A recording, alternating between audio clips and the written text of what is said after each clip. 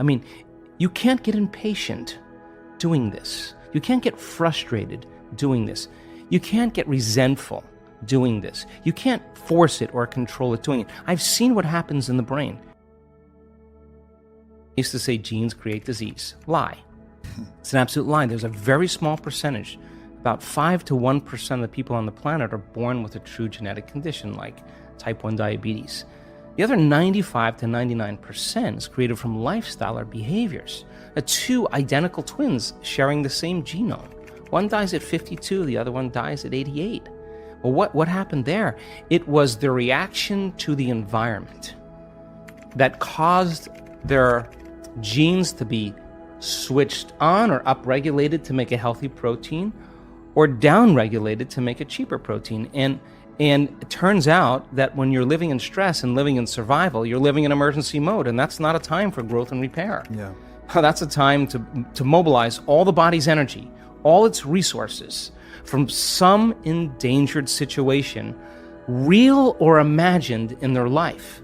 So if you're living in emergency mode for an extended period of time, and you keep signaling that gene, well, my goodness, it makes sense then that over time the gene's going to begin to wear out, just like taking a copy of a copy of a copy of a copy. Sooner or later, you're going to start making a cheaper protein. So the expression of proteins literally is the expression of life.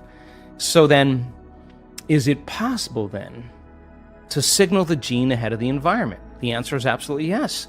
Because if a person's waiting for their wealth to feel abundance, if they're waiting for their health to feel wholeness and gratitude, if they're waiting for their new relationship to feel love, they're living by the old model of reality of cause and effect, waiting for something out there to change to make them feel better, and here, take away their lack or emptiness.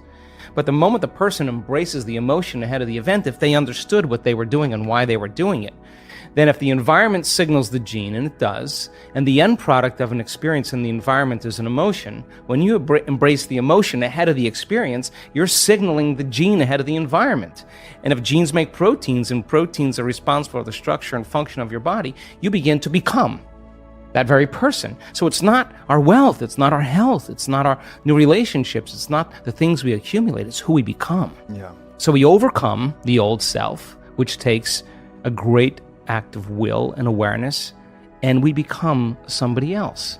So then when you become it, nobody can take that away from you.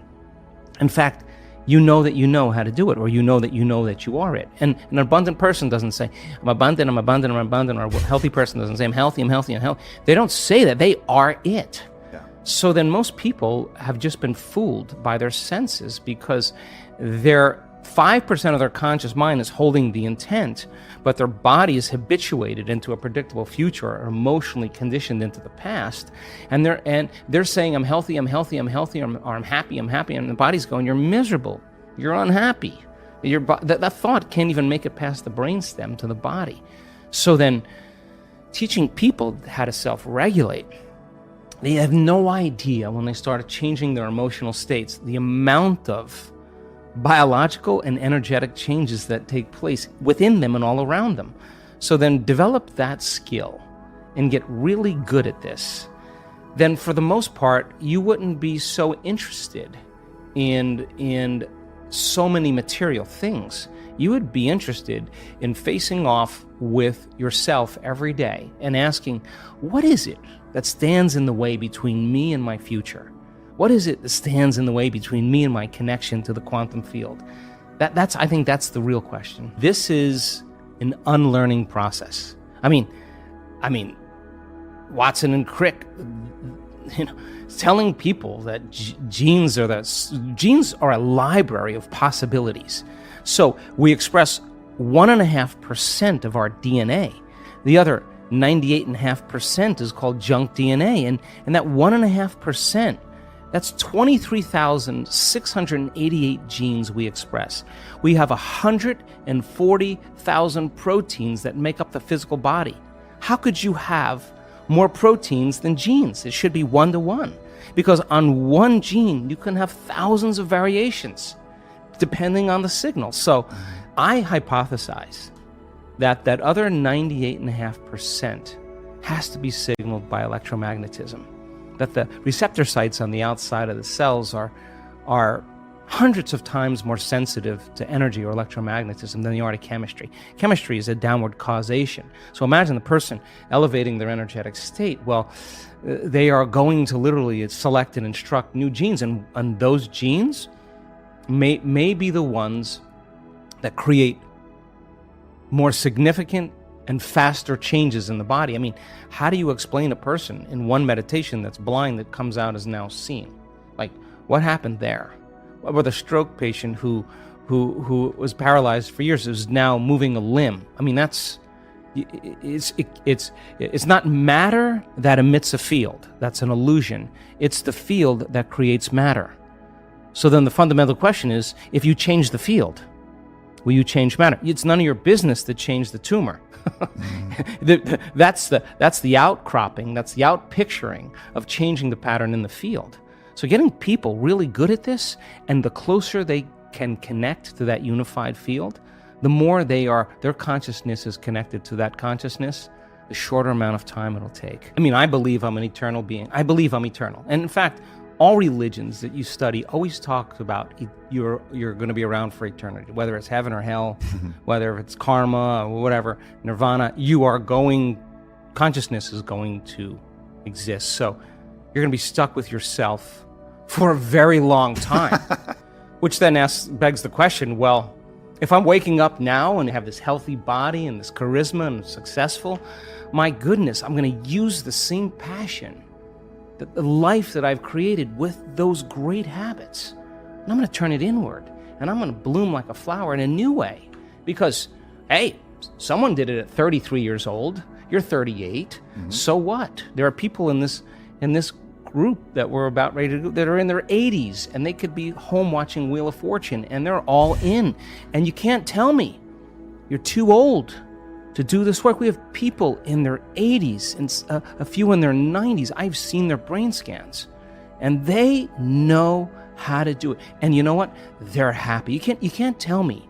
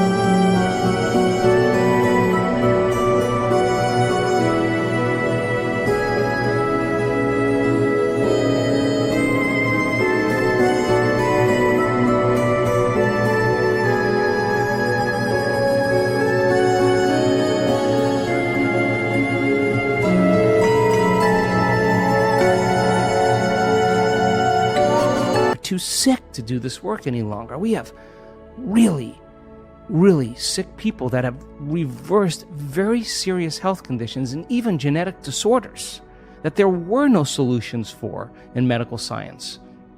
And there were days that they doubted themselves. And there were days that they didn't feel like doing their meditations. And there were days they were in so much fear because the doctors told them they were stupid and they were going to die. And there were days they could have excused themselves and said, I have too much going on, I'm too busy. And they could have excused themselves and not done the work. But guess what? They did it anyway. They overcame the conditions in their environment. They overcame their beliefs. They overcame those programs, the conditioning. They overcame their body.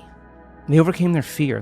Their love for life started to become greater than their fear of death. That's just because they made the effort to turn the battleship around. And you can't even tell me that you're too overweight or too underweight or too out of shape. I've seen it on all shapes and sizes. You can't even tell me that you never meditated before. In fact, many times people who have never meditated before have the most profound readings because they're not trying to do anything or expect to do anything or doing it their way. They're just following what you tell them to do. And in their innocence, they run right into something really big. So what? At 38 years old, practicing this, you could say then my new goal is to live for 150 years in a body that's 38 or 48. And we're measuring telomeres. We have people, many people, their biological age is way different than their chronological age. They don't care that they're 38. Their body tells them they're 28. And why? Because they're working with down-regulating genes for disease and up-regulating genes for health every day. Why? Because they understand that they can. And if you don't understand that you can and you're ignorant, then it doesn't work. So then people who actually say, I'm going to experiment, I'm going to become the scientist with my life. I'm going to measure the effects of me at cause. That's how I live. I say, all right, I'm going to change my energy. I can tell you, nobody changes. In all the years I've been doing this, nobody changes until they change their energy. And when you change your energy, you change your life.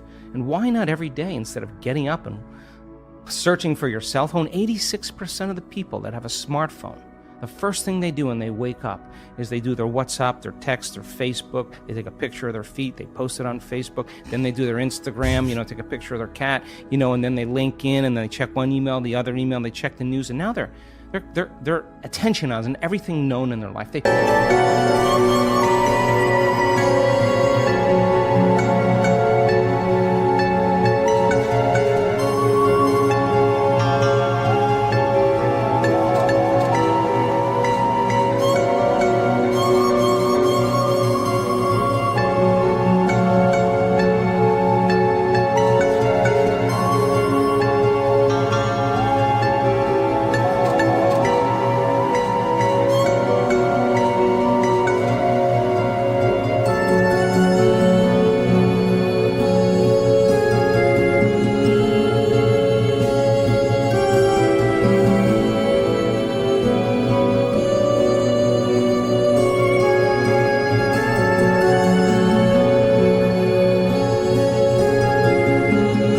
reaffirm their identity. And then they go through all those routine behaviors.